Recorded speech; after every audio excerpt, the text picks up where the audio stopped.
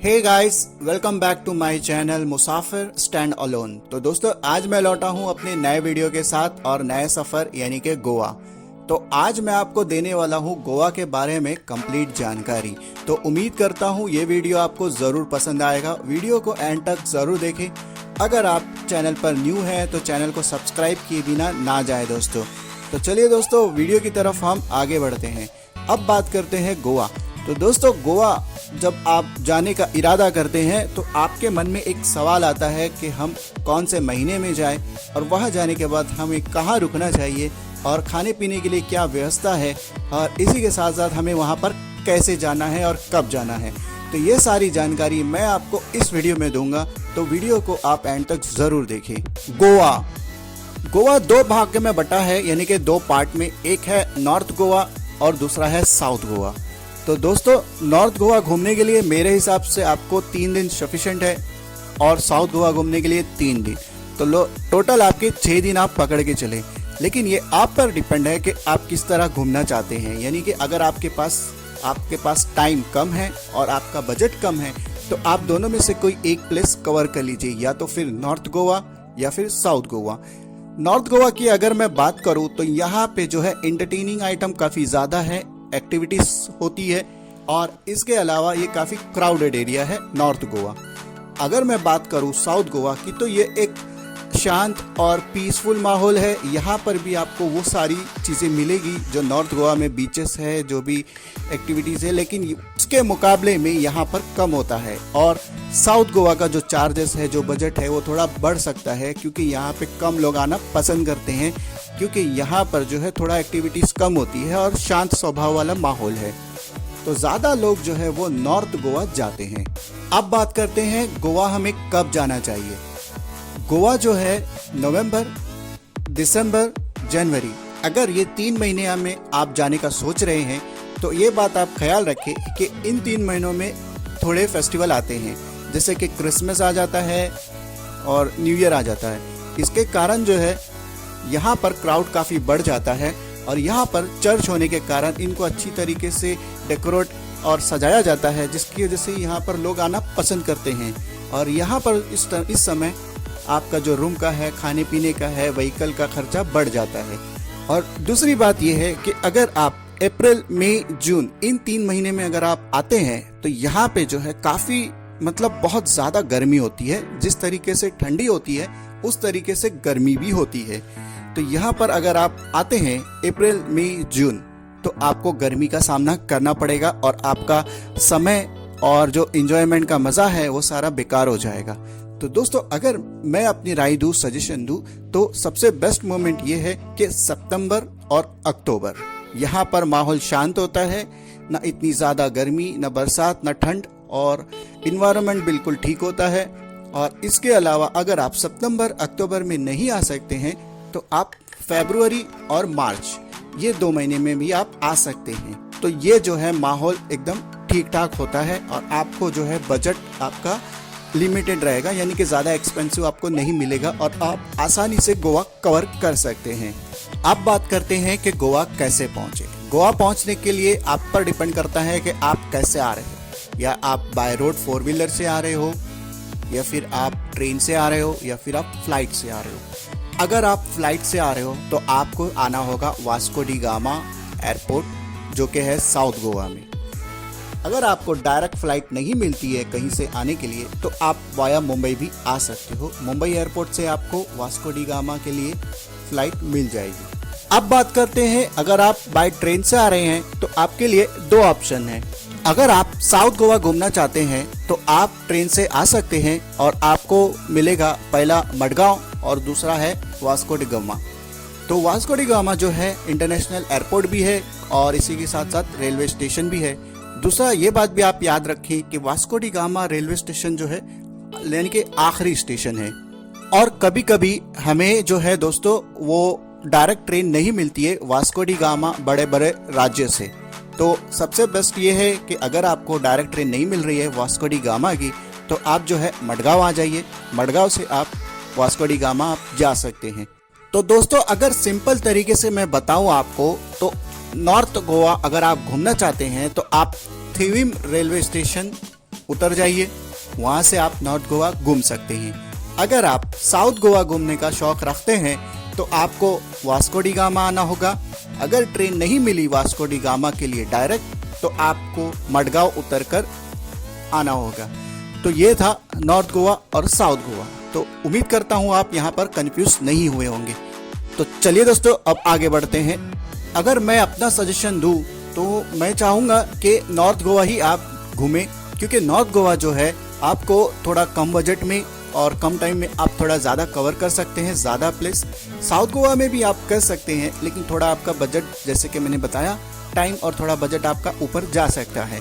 तो ये आप पर डिपेंड करता है। लेकिन मेरी सजेशन ये है कि अगर आप आ रहे हैं तो आप नॉर्थ गोवा घूमें। आपको जितना एंजॉय और जो भी चीज़ें आपको देखना है, एक्टिविटीज़, वो सब आप कर सकते हैं। दोस्तों, अगर आप नॉर्थ गोवा में यानी कि कलंगोट एक बहुत ही बड़ा और खूबसूरत बीच है यहाँ, और ये काफ़ी फेमस है और यहाँ पर हर लोग आना पसंद करते हैं। तो अगर मैं इसकी दूरी की बात करूँ दोस्तों, तो मडगांव से जो ये है 60 किलोमीटर यानी कि 60 किलोमीटर, और अगर मैं वास्को डी गामा से अगर इसका डिस्टेंस बताऊं तो वो होता है 30 किलोमीटर्स, और थीविम से जो है कलंगोट वो है 20 किलोमीटर। और ये कलंगोट जो आता है दोस्तों, ये आता है नॉर्थ गोवा में। यहाँ एक चीज मैं आपको ये क्लियर कराना चाहूंगा कि अगर आप लोग साउथ इंडिया से आ रहे हैं तो आप लोग जो है मडगांव आ जाइए। मडगांव से आकर आप चेंज कर सकते हैं। अगर आप नॉर्थ इंडिया से आ रहे हैं तो आप थीविम आ जाइए। थीविम से आपको बहुत ही आसानी हो जाएगी। तो दोस्तों, अब हम आ चुके हैं रेलवे स्टेशन, चाहे वो मडगांव हो, वास्को डी गामा हो या थीविम हो। स्टेशन हम पहुंच गए सही से। अब हमारे मन में ये सवाल आएगा कि अब मैं टैक्सी कैब करूं या फिर स्कूटी, बुलेट, बाइक लूं या फिर वहाँ पे जो लोकल ट्रांसपोर्ट चलती है वो ले लूं। तो दोस्तों, यहाँ पर मैं आपको बताना चाहूँगा कि अगर आप कैब लेते हो, कैब भी आप ले सकते हो, स्कूटी भी ले सकते हो। कैब का जो है वहाँ पे उनका अलग से थोड़ा ज़्यादा कॉस्ट हो सकता है, लेकिन मोस्टली जो है लोग स्कूटी या फिर स्कूटर लेना पसंद करते हैं। और स्कूटी का जो रेट है दोस्तों वो है 350 रुपये, और बुलेट का जो है लगभग 700 से 800 रुपये तक आपको चार्ज करेंगे। और आपके पास एक वैलिड ड्राइविंग लाइसेंस होना चाहिए, और आप डबल सीट ही अलाउड है, ट्रिप्सी आप नहीं कर सकते यानी कि ट्रिपल सीट। और आप जो है हेलमेट ज़रूर पहने जब भी आप ड्राइव करें, और सेफ्टी से चलाएं, स्लो चलाएं। दोस्तों, अब बात करते हैं रुकने की। हम स्टेशन पर पहुंच चुके, उसके बाद हमने बाइक ले ली, और आप बात करते हैं कि हमें रुकना कहाँ है। तो जैसा मैंने आपको बताया कि पहले कलंगोट एक जो है एरिया का नाम है, गांव का नाम आप कह सकते हो। वहां पर आपको जो है 1000 से लेकर 1500 रुपये तक अच्छी होटल मिल जाएगी। अभी आपके ऊपर डिपेंड है कि आप क्या क्या फैसिलिटीज उस होटल में देखना चाहते हैं। तो आप पहले जाइए, विजिट कीजिए, होटल देखिए, आपको पसंद आया तो आप रूम ले लीजिए। तो उसके नीचे भी आपको मिल जाएंगे, यानी कि 1000 के नीचे 700, 800, 900 तक। लेकिन हो सकता है कि वो नॉन एसी हो और उतनी फैसिलिटीज आपको ना मिले। तो वहां पहुंचकर जो है आप होटल रूम बुक कर लीजिए। अगर आप ऑनलाइन रूम बुक कर रहे हैं तो कभी कभी ऑप्शन आता है कि आप खाना जो है होटल से मंगवाना चाहते हैं क्या। तो अगर आप खाना होटल से मंगवाना चाहते हैं, वो सेलेक्ट करते हैं, तो इसमें एक प्रॉब्लम आ सकती है, क्योंकि इनका होटल वालों का एक टाइम स्लॉट होता है कि ये 8 से 9 या 9 से 10 के बीच में खाना सर्व करते हैं। लेकिन मान लो कि उस टाइम, उस समय आप बाहर कहीं दूर हो और आपको आने में टाइम हो गया, तो ऑब्वियसली आपका खाना जो है वो स्किप हो गया। तो आपने पैसे तो दे दिए लेकिन आपको खाना मिला नहीं, और मिल भी गया तो हो सकता है कि कुछ बचा कुचा मिल जाए। तो इसे अवॉइड कीजिए। मैं ये रिकमेंड करूंगा आपको कि आप लोग जो है खाना बाहर से ही खाएं। तो अब मैं बात करता हूँ खाने की। तो दोस्तों, खाने का जो है यहाँ पर मिनिमम 150 रुपीज थाली होता है। गोवा में आप खाने का बिल्कुल टेंशन मत लीजिए, क्योंकि यहाँ पर आपको वेज, नॉन वेज, फिश, ये सारी चीजें आपको मिल जाएगी, और इसके अलग अलग रेस्टोरेंट, होटल अवेलेबल है। तो खाने पीने की अगर मैं बात करूँ तो आपका मिनिमम 150 रुपया शुरुआत है, और मैक्सिमम वो आपके ऊपर डिपेंड है कि आप कहाँ खा रहे हो और कैसे खा रहे हो। तो ये था खाने का। अब बात करते हैं कि हमें कहाँ कहाँ घूमना चाहिए गोवा में। तो सबसे पहले नाम आता है कलंगोट बीच। जो है दोस्तों बहुत ही खूबसूरत और क्लीन बीच है। यहाँ पर इंडियन और फॉरेनर दोनों आते हैं, और इसी के साथ साथ यहाँ पर जो है आपको ढेर सारी एक्टिविटीज़ करने का मौका भी मिलेगा। बोट्स राइड आप कर सकते हो और तरह तरह की यहाँ पे और भी एक्टिविटीज़ होते रहती है सीज़न के हिसाब से, तो वो आप कर सकते हो। और ख्याल रखें अपना और ख़ुद का। अगर आप अकेले आ रहे हैं या फैमिली के साथ में तो आप ज़्यादा गहराई में ना जाइए, बल्कि आप पीछे से रहकर भी इंजॉय कर सकते हैं। तो अपना ख्याल आप ज़रूर रखें। तो दोस्तों दूसरा जो हमारा बीच है वो है बागा बीच। बागा बीच और कलंगुट बीच, उसकी जो दूरी अगर मैं बात करूं तो वो 1.5 से 2 किलोमीटर है। बागा बीच अगर आप जाते हो तो वहाँ का पानी जो है आपको हल्का ब्लू कलर का देखने के लिए मिलेगा। और यहाँ का जो सीनरी है, जो यानी कि आप यहाँ पर फोटोग्राफी वीडियोग्राफी है आपकी बहुत ही खूबसूरत आएगी। और इसके अलावा यहाँ पर जो है पहाड़ों के बीच में ये बीच है, तो आपको ये नज़ारा भी देखने के लिए मिलेगा। इसके अलावा दोस्तों आप जो है अंजुना बीच भी जा सकते हैं। अंजुना बीच भी काफ़ी अच्छा बीच है, वहाँ पर भी आप जाके थोड़ा टाइम स्पेंड कर सकते हैं अगर आपको मौका मिले तो बताया जाता था कि पहले वहाँ पर जो है अंजुना बीच बहुत ही खूबसूरत और अच्छी नज़र आती थी और साफ़ सफाई के मामले में भी बहुत अच्छी थी और वहाँ पर भी काफ़ी सारे लोग मतलब जाकर एंजॉय करते थे। बट अभी लोग थोड़ा वहाँ पर जाना कम कर दिए हैं। काफ़ी लोग जो है वो कलंगुट और बागा बीच से ही अपना मतलब वक्त वहीं गुजार कर आ जाते हैं। लेकिन अगर आपको मौका मिला तो आप अंजुना बीच भी ज़रूर जाइए, वो भी एक अच्छी बीच है। और अगर आपको दोस्तों फिर मौका मिले तो आप कैंडोलम बीच चले जाइए। कैंडोलम बीच में काफ़ी अच्छी फोटोग्राफी आप कर सकते हो। एक अलग अलग यानी कि हर बीच, जैसे कि कलंगुट हो गया, बागा बीच हो गया, अंजुना बीच और फिर ये कैंडोलम बीच, तो ये चारों बीचों का अगर आप जाते हैं तो आपके पास एक यादगार और मेमोरेबल मोमेंट हो जाता है। तो आप लोग यहाँ भी आ सकते हैं। यहाँ पे भी आपको जो है तो कैंडोलन बीच भी आपको मौका मिले तो आप ज़रूर जाइए। यहाँ पर आप फोटोग्राफी कर सकते हैं, वीडियोग्राफी निकाल सकते हैं। और इसके अलावा जो फैसिलिटीज़ आपको कलंगुट और बागा बीच में मिली थी वो सारी सुविधा भी आपको यहाँ पर मिल जाएगी। और खाने पीने का आप बिल्कुल बेफिक्र रहिए, हर बीच के आसपास आपको खाने पीने के लिए सारी सुविधा उपलब्ध है।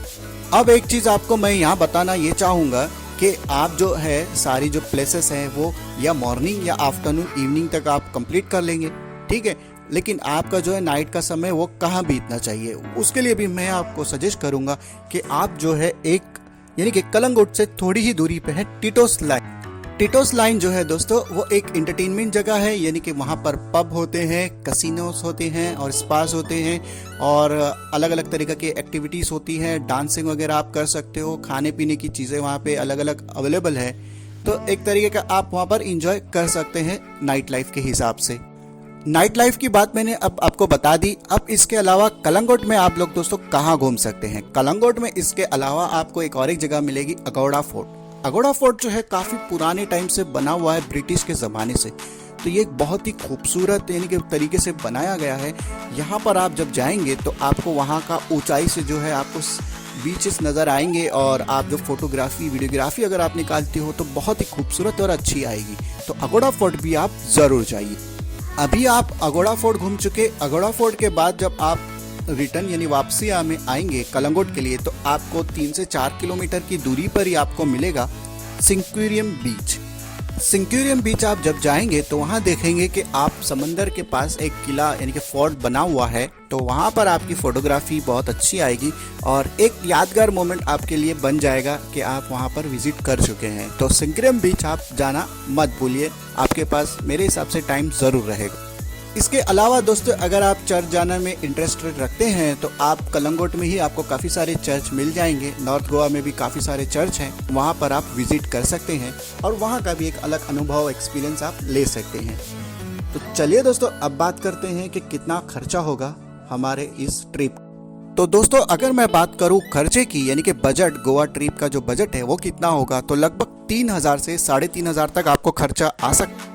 एक बात ये आप ध्यान रखें कि इसमें मैं आपके जो एक्स्ट्रा चार्जेस है जैसे शॉपिंग या फिर आप कोई एक्टिविटीज़ करते हैं या आप टिटोस लाइन जाते हैं या फिर कुछ आप एक्सटर्नल खर्चा करते हैं तो इसमें मैं वो नहीं ऐड कर रहा हूँ। इसमें जो मैंने ऐड किया है वो है आपके रूम का, आपके खाने पीने का, ये सारी चीज़ें इसमें ऐड है। तो जाहिर सी बात है अगर आप शॉपिंग करते हैं, टिटोस लाइन जाते हैं या इसके अलावा कोई अदर एक्टिविटीज़ करते हैं, मोटर राइडिंग, पैराग्लाइडिंग, तो जाहिर सी बात है आपका जो बजट है 3,000 के ऊपर जा सकता है। और ये तो उम्मीद करते हैं दोस्तों वीडियो आपको ज़रूर पसंद आया होगा। वीडियो अगर आपको पसंद आया तो लाइक शेयर सब्सक्राइब ज़रूर करें और साथ ही साथ अगर आप चैनल पर न्यू हो तो सब्सक्राइब किए बिना ना जाएं।